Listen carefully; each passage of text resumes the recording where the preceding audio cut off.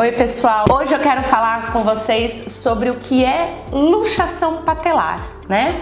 A luxação, ela vem quando eu tenho uma articulação e geralmente por um trauma eu perco a continuidade dessa articulação. Então isso quer dizer que uma articulação luxou. Então ela pode sair e voltar ou ela pode sair e permanecer, né? Então, quando eu tenho uma luxação patelar, quer dizer que a patela, esse osso aqui da região da frente do joelho, ela simplesmente, se perdeu. Ela perdeu o contato aqui com a articulação que ela faz parte. A luxação, geralmente, ela se dá por um trauma, né? Geralmente eu tenho um acidente, eu tenho uma queda, e isso gera uma luxação.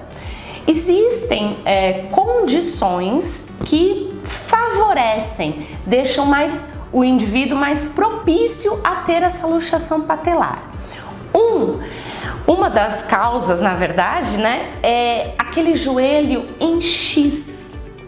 É aquele joelho onde a região da frente aqui, elas olham uma para a outra, né? Muito mais comum nas mulheres do que nos homens. A gente chama isso de joelho valgo. Então, quem tem esse joelho valgo ou joelho em X tem mais propensão a ter uma luxação patelar. Pessoas que têm frouxidão ligamentar, né? Quando eu tenho um ligamento que ele permite um movimento maior, que ele não segura a região, que ele não traz estabilidade, eu tenho uma propensão maior a ter uma luxação também. E outra situação, aí é uma condição anatômica, a gente nasce dessa maneira. Então, essas pessoas que nascem com uma alteração anatômica, né? Então, vamos mostrar aqui, ó. A patela repousa nessa região. A alteração anatômica favorável a uma luxação é quando essa parte mais lateral é rasa. Então, o que acontece? Eu tendo essa elevação, faz com que a patela bloqueie o movimento para que ela não escape muito para o lado. Quando você quando nasce com essa condição, chama tróclea rasa. Eu tenho uma predisposição a que ela saia com muita facilidade, tá? Então essas são as condições que levam uma pessoa a ter uma luxação patelar. Então vamos lá. Falei para vocês que geralmente de uma forma por trauma, né? Então eu fui lá e tive a minha patela saindo do lugar, né? O que acontece com os ligamentos que ajudam a deixar ela no lugar? Eles ficam mais frouxos, né? Eles têm uma laxidão um pouco maior.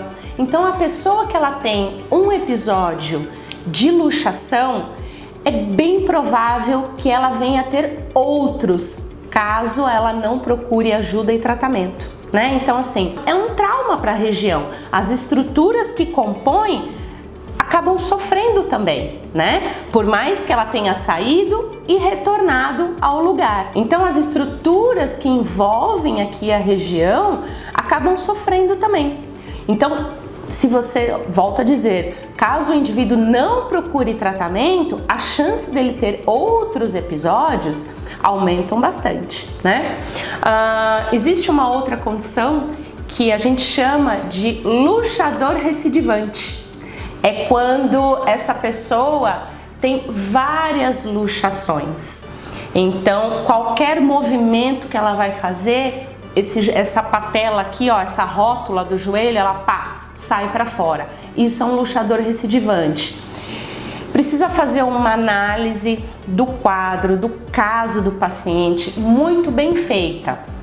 Porque pode ser que tenha, nesses casos, o tratamento conservador e também pode ser que e bem provável que ele necessite de uma cirurgia, tá? Mas isso eu tô dizendo nesses casos de um luxador recidivante, quando qualquer coisa, essa patela aqui, ela vai sair do lugar. Aquela pessoa que teve aquele episódio isolado, né? Se ela buscar tratamento, é bem provável que ela fique muito bem mesmo dentro de um tratamento conservador, que a gente fala, né? Que é a fisioterapia. Exames que são solicitados para que a gente feche um diagnóstico melhor, né? Que a gente, vou lá bater um martelo, vai fazer fisioterapia ou vai passar por um procedimento cirúrgico primeiro. Isso não quer dizer que depois da cirurgia você não precise de fisioterapia, porque precisa, tá?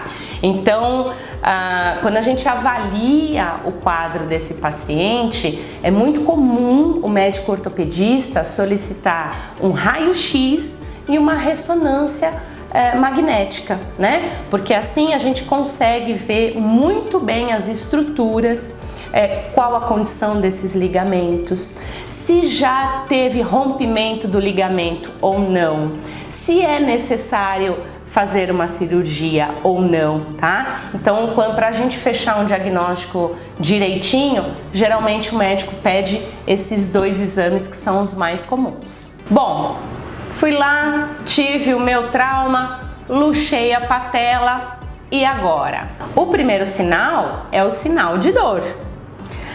Logo na sequência, esse joelho vai começar a inchar bastante, tá? E já que tá com dor, tá inchado, naturalmente vai limitar o seu movimento.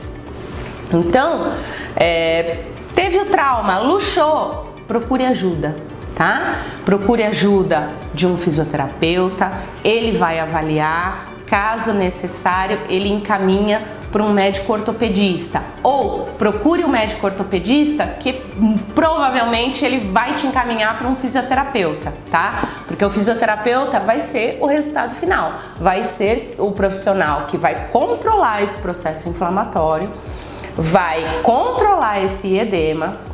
Caso ele não consiga fazer isso sozinho, ou caso ele perceba que houve um rompimento do ligamento, ele vai precisar, óbvio, da ajuda do médico ortopedista, tá? Mas é o fisioterapeuta que vai devolver a função para esse joelho que ficou machucado, tá? Então, no primeiro momento, a gente tem que controlar toda essa inflamação e controlar o edema. Passando essa fase, a gente mantém a integridade dessa articulação. E o que acontece?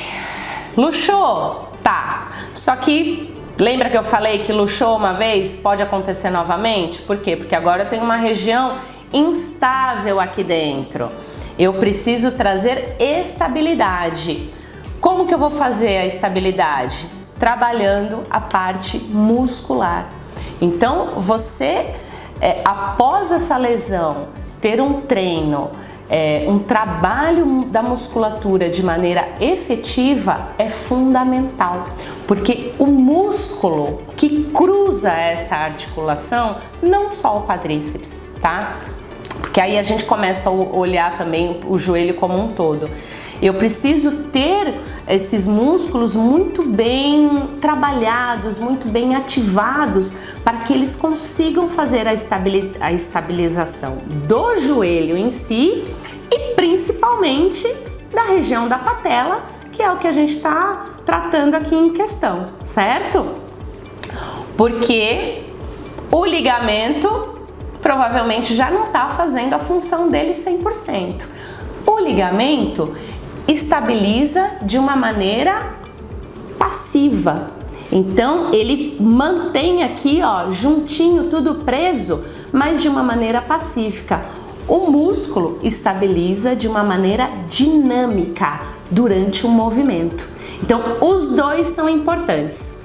Como eu tenho a falha de um, eu preciso caprichar no outro. Então um pós-trauma, a reabilitação é muito importante para que você tenha um bom resultado e um tratamento bacana que te traga qualidade, te traga função e qualidade de vida após essa lesão. Então, por você que passou por essa situação, por um trauma, por um acidente, que teve essa condição, procure por um especialista, tá? Procure por um fisioterapeuta, procure por um médico ortopedista para que ele também possa encaminhar para nós, né? Mas procure ajuda e atendimento, principalmente de uma forma individualizada. O que é muito importante, é importante que o profissional que te atende saiba da sua necessidade e ele trabalhe em cima do que você precisa. Se ficou alguma dúvida, clica nesse botão abaixo, deixe sua dúvida ou entre em contato conosco.